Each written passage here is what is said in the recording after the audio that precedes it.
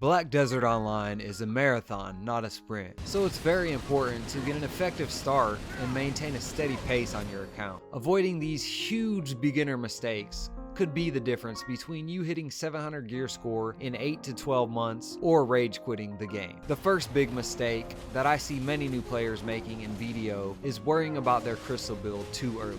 With the recent revamp in the crystal system, there has been a lot of hype around the stats that you can get from the crystals and all the benefits of having the quote-unquote optimal crystal build. But in all actuality, you don't need to waste your silver on breakable crystals until late game. I would say around 660 to 680 gear score. So when you're done with Serendia Elvia and moving towards Gyphon Underground and Calpheon Elvia, then you can start to invest billions of silver into your sexy crystal build. Let me show you some examples of how much silver and time you can save avoiding this huge mistake. So here we have a beginner's crystal build setup. I just kind of threw something together to show you an example of what's attainable for 1 billion silver. This is really affordable.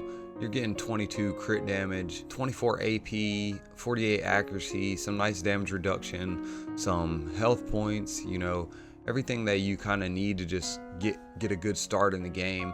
And if you break some of these crystals, it's not gonna hurt your wallet. 28 mil here, 75 mil, 63 mil, all these are under 100 million. Except for the dark red fang. These are 200 mil, but they're really good crystals.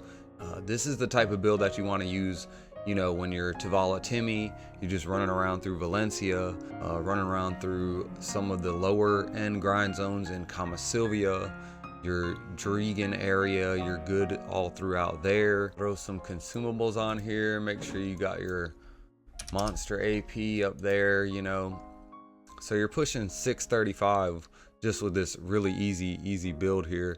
You got Roud Sulfur Mine, you got Centaur's Herd, you got Kadri Ruins, Crescent Shrine, Desert Nagas. All these places have been buffed recently, so they're great places to grind. You graduated seasons, you got all your Tet boss gear, you went through the Justina quest line, you did the Magnus, you went ahead and got all of your guaranteed pens, you bought one of them off the marketplace. Now you're in a good position to where you can dump Caphras into these and get to a decent gear score to where you can grind Serendia Elvia to start working on all your cups. So as you can see, you can go to Fogans, Nagas, Orc Camp. You'll be on the low end there, but you can still grind it out to get your yellow shards and to get leveled up to level 62. A great spot. Then you want to take all that silver and you want to continue to put it into your gear. At this point in the game, you still don't want to put a bunch of silver into your crystals. Don't even focus on that. Now here's the breaking point where you really want to start putting that silver into your crystals. So this is my build that I have. It's almost 14 billion silver. This is why I tell you, do not waste your silver on crystals in early game, because these can break. If you're out grinding and you accidentally die, you're not that good at the game, you're making little mistakes here and there. I still die. I broke a rebellious crystal last week. This is a silver sink for end game. So they want you to break crystals, that way you're having to spend your silver and keep the economy flowing, right? So say you're out grinding and you break a 1.6 billion silver crystal, you're gonna be pissed, you're gonna be mad, and it's gonna take you a while to grind that silver back. I mean, you think about it, if you're making 600 mil an hour, that's 3 hours of time right there that you just lost instead of making progression on your gear. Main point, make the progression on your gear first. Get to 297, 385, 390 DP.